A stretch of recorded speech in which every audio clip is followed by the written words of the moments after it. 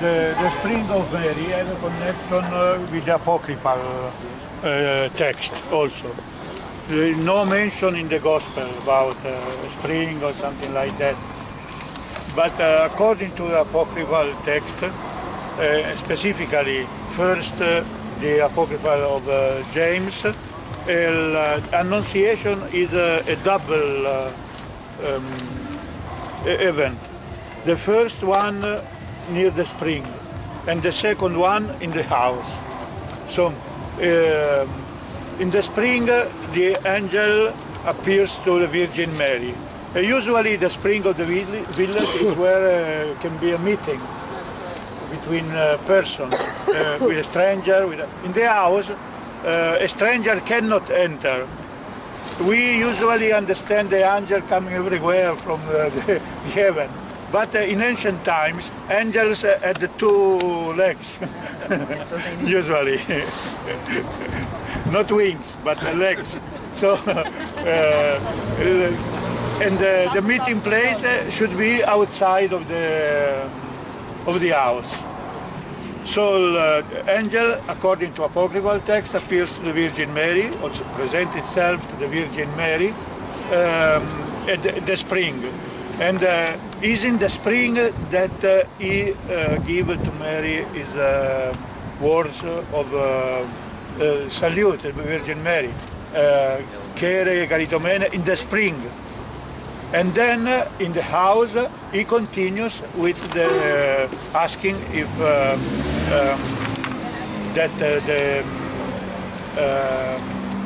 Jesus must come out from her, and she accept this will of God and so on. This is a second time, but the first meeting is at the spring. And because of that, they call the church of the first Annunciation, and the other one, the church of the second Annunciation. But usually pilgrims from the Western Church, Latin Church, don't follow so much the apocryphal text, don't like much. They stay with the Gospel, so they have only one place. But Oriental Christians have like more the apocryphal text, so they follow the apocryphal for here. And they have a church of the first Annunciation near the spring. Then there are other apocryphal texts which speak about Jesus when he was a boy, young boy, and his mother sent Jesus to the spring to bring water to the house, and he broke the jar. So he was fearing to come back without the water, and he collects water inside his vest and goes to the house with the water inside the tissue, his tunic. And other accounts are that Jesus was playing in the water, like all children like to do. And he was making small birds with the clay, mud of the clay. And then he makes the birds fly. Okay, this is fabulous. All of these accounts from the Apocryphal mostly are fabulous. But they all speak about the same idea, that the boy Jesus is the same as Jesus when he was adult, big. He makes miracles also, also as a child. This is the idea is this one. So this is a correct idea from the point of view of Christians, because Jesus is really the same born in Bethlehem, the same living in Nazareth, the same making his miracles in Capernaum, the same dying in Jerusalem. Always the same also appearing after his resurrection, always the same person. So this is something which is, at least it is correct. The rest is, we don't follow too much. this account from the Apocryphal. Now the question is, where was the original spring and where are the boundaries of the village? Are we now outside the boundary of the village or is it connected to some Usually houses? the spring is outside. In every village, the spring is outside the village, usually. And exactly the boundary of the village is not known. But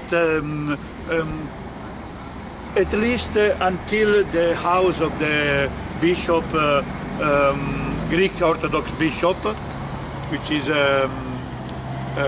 some 200 meters from here, there are caves under. Okay. So they also, also recently, they found new caves, very large caves also. So there are still caves there.